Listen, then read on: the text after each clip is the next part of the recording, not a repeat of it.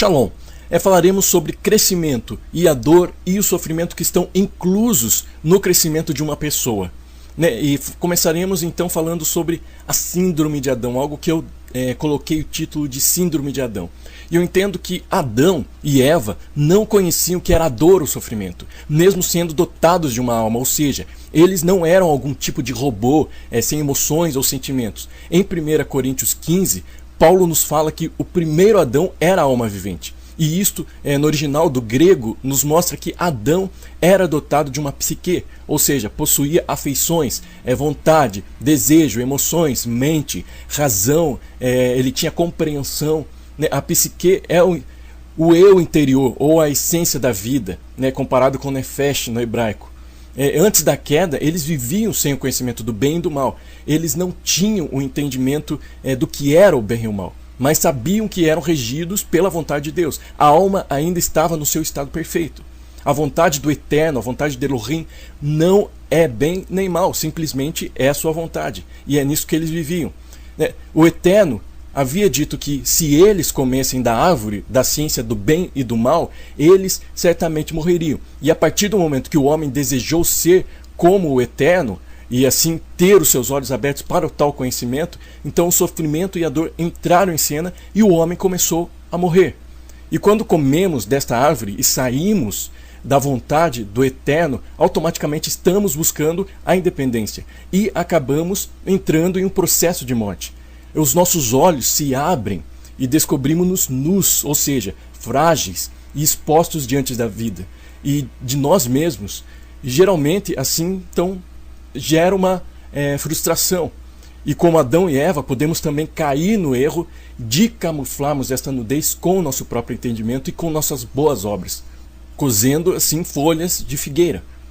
Outra atitude que teremos diante dessa situação será de nos escondermos da nossa origem, que é o Senhor, que é o Eterno de Israel. Em Gênesis 3:10, nós podemos ver todo esse episódio que ocorreu com o homem. E após a queda, o homem e a mulher receberam algumas consequências. O Eterno falou então à mulher o seguinte: com dor terás filhos. E também disse ao homem: com dor comerás dela, da terra, todos os dias da tua vida. Gênesis 3:16 e 17. Portanto, ao meu ver, a dor foi uma consequência da saída de um estado de ordem, da entrada de uma relação de independência e da tentativa de controlar o amanhã. Desde então, o homem que está afetado por essa doença, que eu chamo de síndrome de Adão, gera com dores e vive na terra com dores todos os dias, em um constante sofrimento devido ao estado errôneo que precisa ser corrigido. Então, portanto, a dor é um mecanismo que mostra que algo saiu do estado de inércia, do estado de ordem.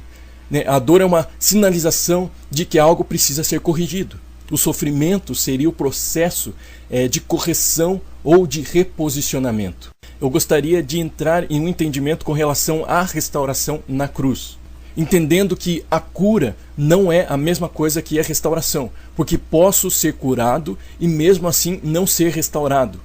Exemplos práticos: se eu quebro um braço, ele pode ser curado. O osso pode ser colado novamente e não haver mais dor. Porém, ele pode não ser restaurado, ou seja, ele pode ser cauterizado torto. A restauração consiste em trazer este osso ao estado original. Muitos se expuseram a Cristo, se expuseram ao Messias para obterem a cura de suas enfermidades e obtiveram-nas, mas alguns não alcançaram a restauração, porque não seguiram ao Messias. E eu percebo com isto que há processos distintos. A cura se dá pela exposição ao corpo de Cristo e a restauração pela exposição à cruz de Cristo. E eu vou repetir: a cura se dá pela exposição ao corpo do Messias, ao corpo de Cristo, e a restauração pela exposição à cruz de Cristo. O homem antes da cruz vive a dor e o sofrimento original, e após a cruz o homem continua tendo dor e sofrimento. Porém, se houver um novo entendimento, haverá um novo sentido dessa dor e sofrimento. Então antes precisamos entender que a ação de Deus, do Eterno, em vestir o homem após a queda, nos aponta para a cruz. É algo que a maioria talvez já saiba. O amor pactual de Deus exigiu que animais inocentes fossem sacrificados a fim de que se providenciasse vestimentas de peles como cobertura para Adão e Eva. Essa primeira antecipação da expiação substitutiva aponta para a necessidade do julgamento sobre o inocente a fim de providenciar proteção para o culpado. Adão e Eva tentaram em vão cobrir-se a si mesmos através de seus próprios esforços ao cozerem folhas da figueira. No entanto, a ordem de Deus do Eterno providenciou cobertura por meio de um sacrifício. Sob o novo concerto, exige-se de nós que sejamos revestidos de Cristo, do Messias, e não com as nossas próprias boas obras. E como sabemos, então, Yeshua foi o sacrifício perfeito que veio nos trazer de volta à realidade de uma vida e um relacionamento pleno com o Eterno, com o Pai, que havia, assim, no Jardim do Éden. Portanto, quando o relacionamento é restabelecido, o mecanismo de que algo saiu do estado de ordem e o processo para esta correção já não são mais necessários. Porém, o fato disto ser uma verdade estabelecida por Cristo na cruz não significa que a vivamos. Infelizmente, continuamos infectados com a síndrome de Adão, vivendo o conhecimento do bem e do mal e não a vontade de Deus. Por isso, ainda há dores e sofrimentos, porque precisamos ser corrigidos no nosso caráter para voltarmos à posição original dentro da escolha do Senhor.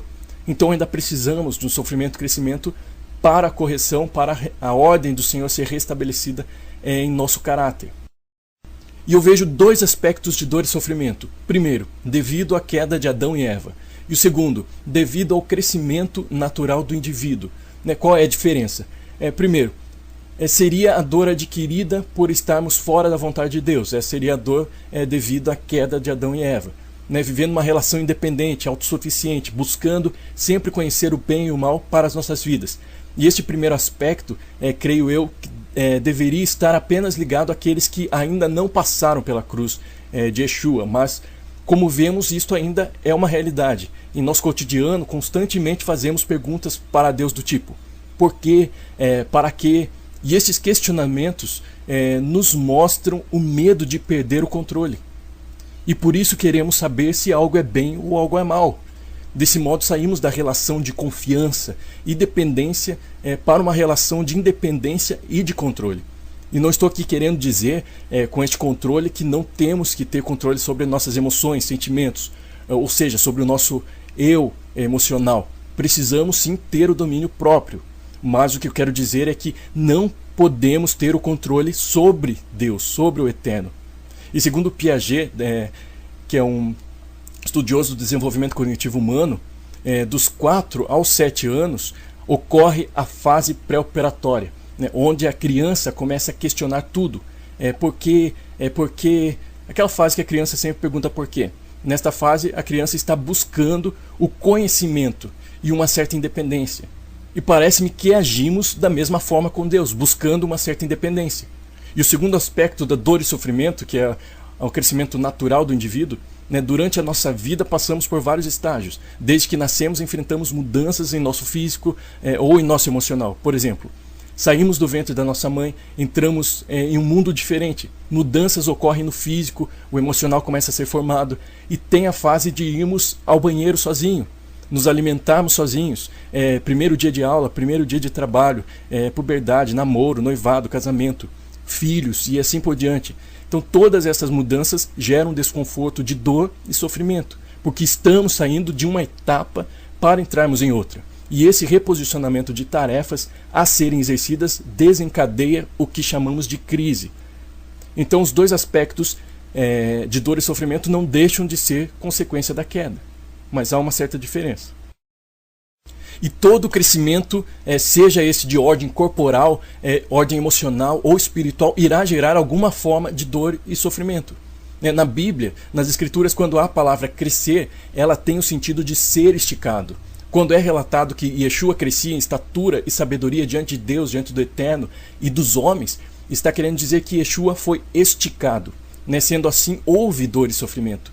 E segundo o autor de Hebreus 5:8, Yeshua aprendeu a obediência por meio daquilo que sofreu.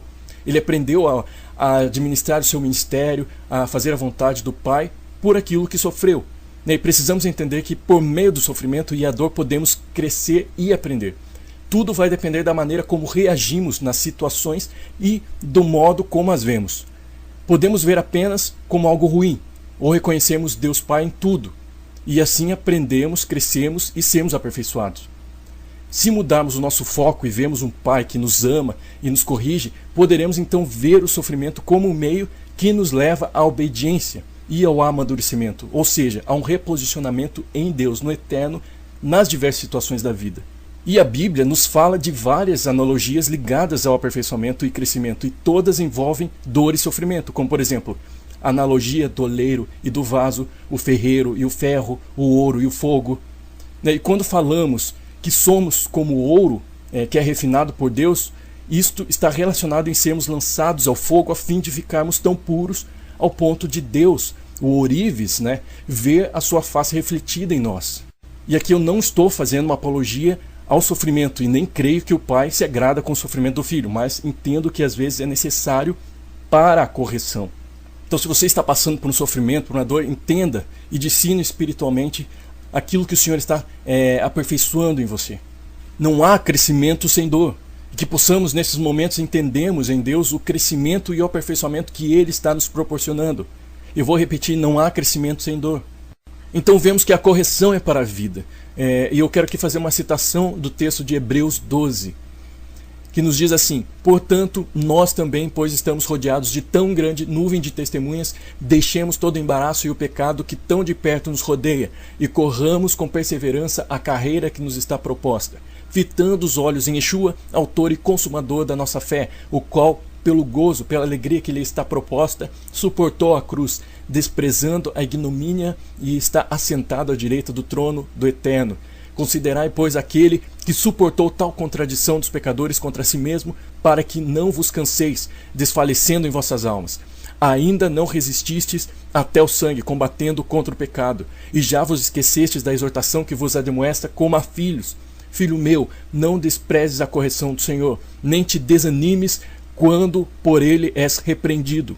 Pois o Senhor corrige ao que ama e açoita a todo o que recebe por filho. É para a disciplina que sofreis. Eu quero que você preste atenção nessa frase. É para a disciplina que sofreis. Deus vos trata como a filhos, pois qual é o filho a quem o pai não corrija? Mas se estáis sem disciplina, da qual todos se têm tornado participantes. Sois então bastardos, e não filhos. Além disto, tivemos nossos pais segundo a carne, para nos corrigirem, e os olhávamos com respeito. Não nos sujeitaremos muito mais ao Pai dos Espíritos e viveremos?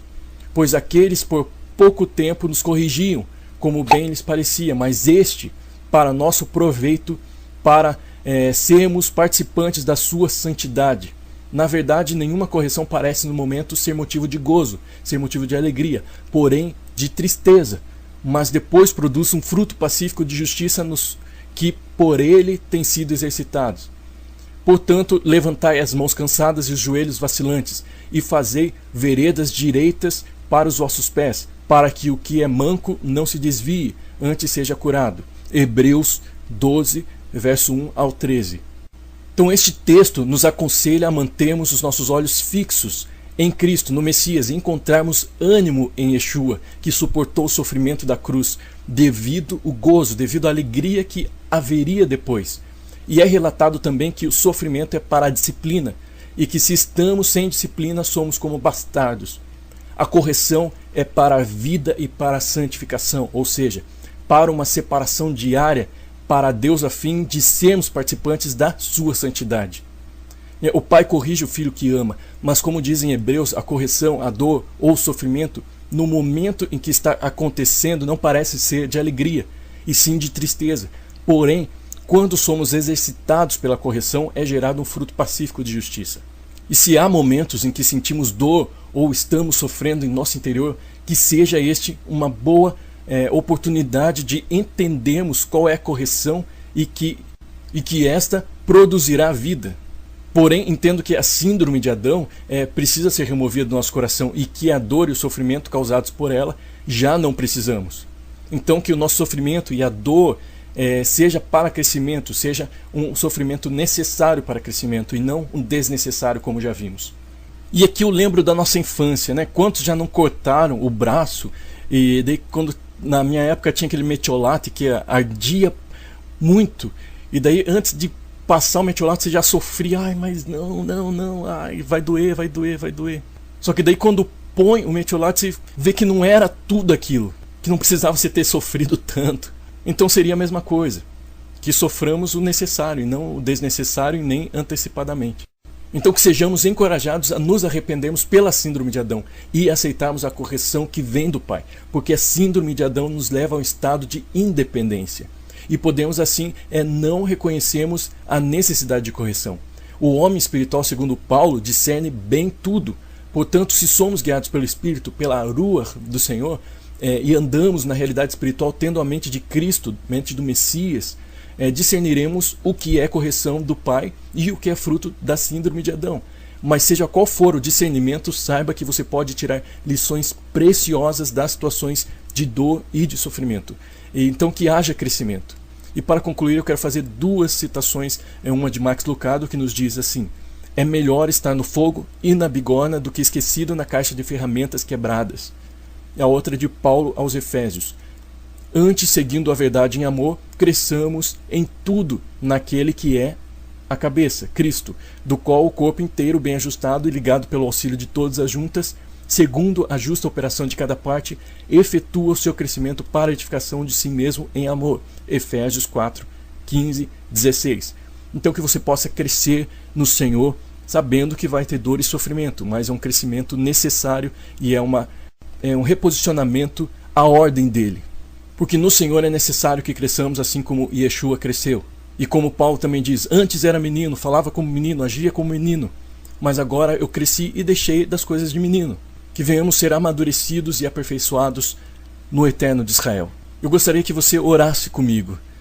Senhor, em nome de Yeshua, que o Senhor possa estar trabalhando em nossas vidas com a Tua graça, com o Teu amor, que cada um que está ouvindo nesse momento seja aperfeiçoado, amadurecido, cresça no Senhor e que o Senhor dê o consolo necessário se essa pessoa está passando por esse sofrimento, por essa dor, que o Senhor console, Pai, com o Teu Espírito, que o Senhor aperfeiçoe, que haja cura, que haja restauração, que haja um estado de ordem estabelecido pelo Senhor, em nome de Yeshua. Que Hashem, o Eterno de Israel, te abençoe e te faça crescer em estatura e sabedoria diante dele e dos homens.